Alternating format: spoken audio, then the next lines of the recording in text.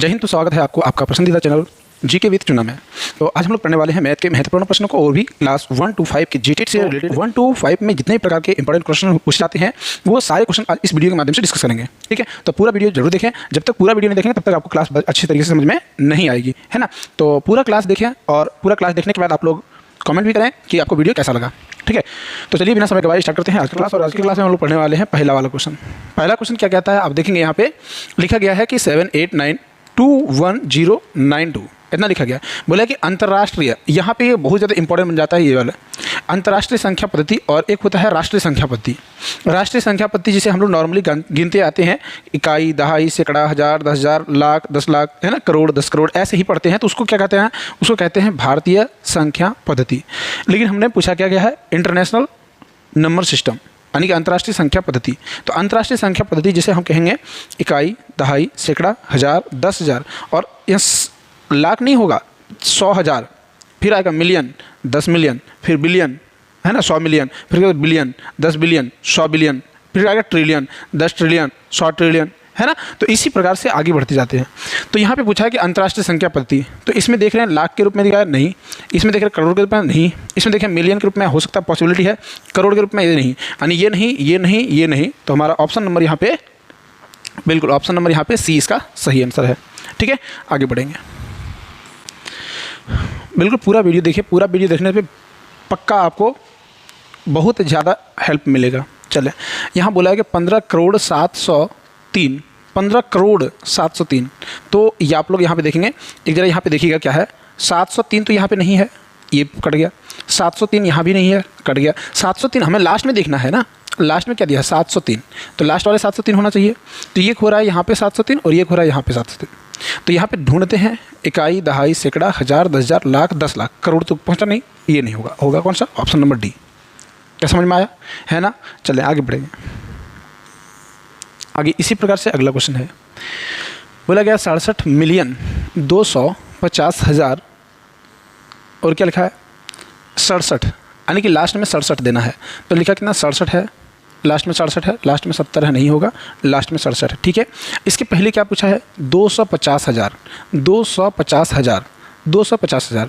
तो 250,000 यहाँ पे नहीं है, ये तो 25,000 है, नहीं होगा। 255,000 नहीं है, और सॉरी यहाँ पे 55 बोला था, सॉरी थोड़ा सा मिस्टेक हो गया।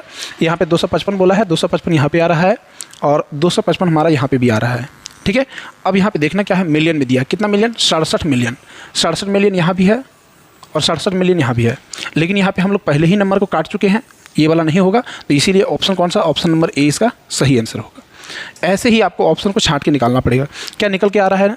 वरना आदि वहाँ पे लिखने जाइएगा ना, कैलकुलेट करके लिखने जाइएगा कि इसका ये होगा, उसका वो होगा, बहुत ज़्यादा समय जाएगा, है ना। तो ये ऐसे ही आप कैलकुलेट करके निकालिएगा। चलें आगे बढ़ेंगे। अगला क्वेश्चन है 999 के पूर्ववर्ती। आप लोग जानते होंगे पूर्ववर्ती का मतलब क्या होता है? पूर्ववर्ती का मतलब कोई भी संख्या जो लिखा है उसके एक पहले पूर्ववर्ती कहेंगे, और कोई भी संख्या है उस संख्या के एक बाद जो होगा उसे परवर्ती कहेंगे। ठीक है ना।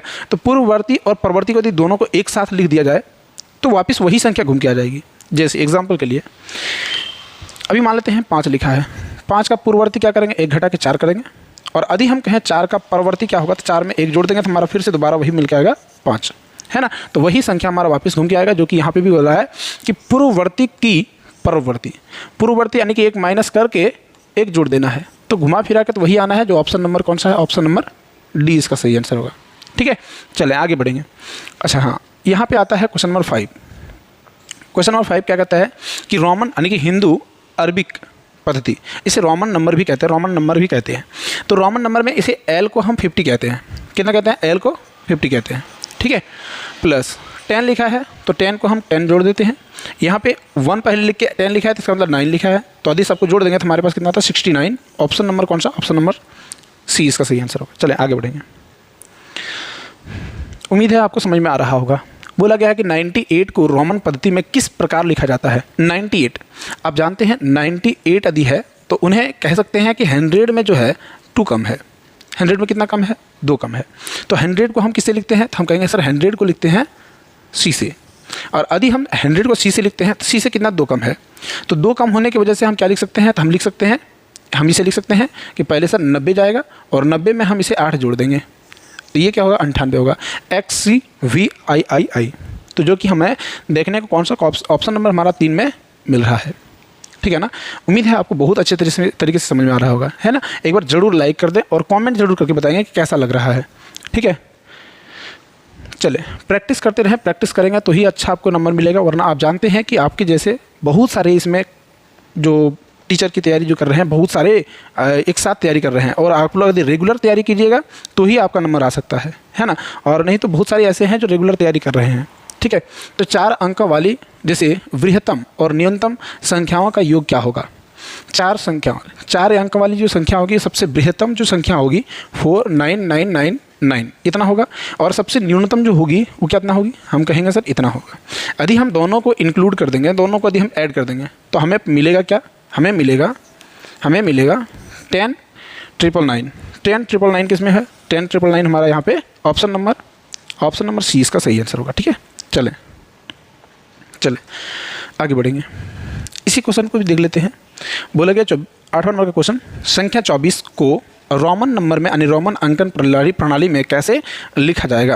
यानी कि रोमन संख्या के रूप में यदि हम 24 को लिखने जाएंगे, कितना लिखने जाएंगे 24 को, तो 24 को कमेंट करके बताएंगे 24 किससे लिखा जाएगा। हम कहेंगे कि सर ये 10 हुआ, और एक बार 10 देंगे और ये 4 लिख देंगे। तो 4 लिखने के पहले 5 को 1 माइनस करते हैं तो यहाँ पे 1 लिख देंगे, हो गया। ठीक है ना। तो हम जानते हैं एक रोमन नंबर के थोड़ा सा लिख देने का प्रयास करेंगे हम। 1 को हम लोग आई के द्वारा लिखते हैं, 2 यदि लिखा है तो डबल आई लिख देते हैं, 3 यदि लिखा है, आप याद रखेंगे रोमन नंबर को हम स्मॉल आई भी लिख देते हैं और कैपिटल आई भी लिखते हैं।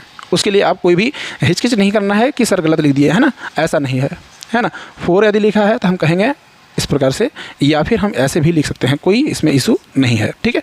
अब 5 यदि लिखे हैं तो 5 को हम लिखेंगे वी के द्वारा, यदि 6 लिखे हैं तो 6 को V1 लिखें, वी आई लिखेंगे। 7 यदि लिखे हैं तो हम कहेंगे वी डबल आई।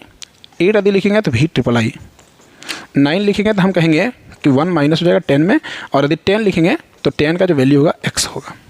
ठीक है। और इसी प्रकार से यदि हम थोड़ा सा आगे बढ़ जाएँ तो हम कहेंगे 50 जो होगा, 50 को हम L लिखते हैं और 100 को हम लोग C लिखते हैं। ठीक है। तो इसके बाद 500 को और 1000 का क्या लिखता है आप लोग कमेंट करके बताएंगे। ठीक है, आगे बढ़ेंगे। अगला क्वेश्चन देखते हैं। अगला क्वेश्चन लिखा है कि संख्या 1 से 40 तक के विषम संख्याओं का योग क्या होगा। आप लोगों को मालूम होगा कि कोई भी विषम संख्याओं का योग निकालने के सबसे अच्छे तरीके और आसान तरीके क्या होते हैं। यदि जानते हैं तो ठीक है, नहीं जानते हैं तो यहाँ पे ध्यान देंगे। जैसे मान लेते हैं 1 3 5, हमारे पास कितनी संख्या दी गई है, 1 2 3, 3 संख्या दी गई है, और 3 संख्या दी गई है तो 3 का यदि हम स्क्वायर कर देंगे तो हमारे पास क्या मिल जाएगा, 9 मिल जाएगा। तो हम कहेंगे सर 3 और 1 4, 4 और 5 9 होगा, है कि नहीं। तो हम कह देंगे कि जितनी संख्याएँ होगी उसका हम यदि स्क्वायर कर देंगे तो हमारा विषम संख्याओं का योग निकल कर आ जाएगा। तो यहाँ भी हम वही काम करने वाले हैं। यदि हम 1 से 40 तक यानी कि 1 से 40 तक लिखेंगे विषम संख्याओं को, तो आगे 1 से 40 तक विषम संख्याओं का योग कितना होगा। तो सबसे बड़ी बात सर ये हो रही है कि 1 से 40 तक विषम संख्या कितनी होगी। तो ये बात भी हम लोग जानते हैं कि कोई भी संख्या का मान निकालने के लिए हम लोग क्या करते हैं, दोनों के बीच में डिफरेंस कितना है ना। हम लोग देखते हैं दोनों के बीच में डिफरेंस कितना है, ये दोनों के बीच में डिफरेंस कितना है, सभी संख्याओं के बीच में डिफरेंस कितना है। तो कॉमन डिफरेंस जो मिलेगा हम कहेंगे सर 2 होगा, है ना।